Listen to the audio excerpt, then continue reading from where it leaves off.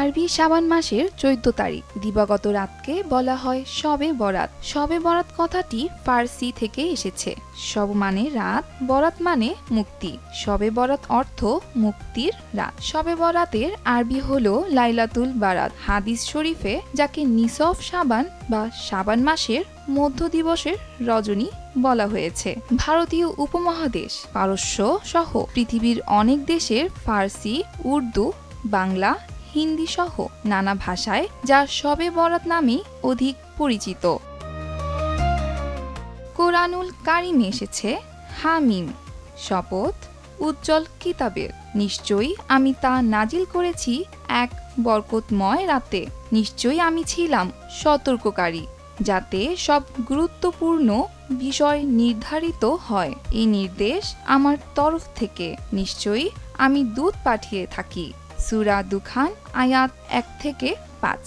হাদিস শরীফে আছে হযরত মুয়াজ ইবনে জাবাল রাদিয়াল্লাহু আনহু থেকে বর্ণিত, নবী করিম সাল্লাল্লাহু আলাইহি ওয়াসাল্লাম বলেছেন, আল্লাহ তাআলা অর্ধ শাবানের রাতে মাখলুকাতের দিকে রহমতের দৃষ্টি দেন এবং মুশরিক ও বিদ্বেষ পোষণকারী ছাড়া আর সবাইকে ক্ষমা করে দেন। নবী করিম সাল্লাল্লাহু আলাইহি ওয়াসাল্লাম বলেছেন, ১৪ শাবান দিবাগত রাত যখন আসে তখন তোমরা এই রাত ইবাদত বন্দেগীতে কাটাও এবং দিনের বেলায় রোজা রাখো, কেননা এই দিন সূর্যাস্তের পর আল্লাহ তাআলা দুনিয়ার আসমানে নেমে আসেন এবং আহ্বান করেন, কোনো ক্ষমা প্রার্থী আছে কি, আমি ক্ষমা করব, কোনো রিজিক প্রার্থী আছে কি, আমি রিজিক দেব, আছো কি কোনো বিপদগ্রস্ত, আমি উদ্ধার করব।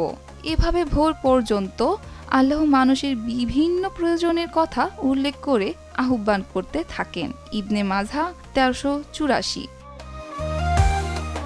এছাড়াও মাসের প্রথম তারিখ, মধ্য তারিখ ও শেষ তারিখ নফল রোজা গুরুত্বপূর্ণ। শবে বরাতের রোজা এর আওতায়ও পড়ে।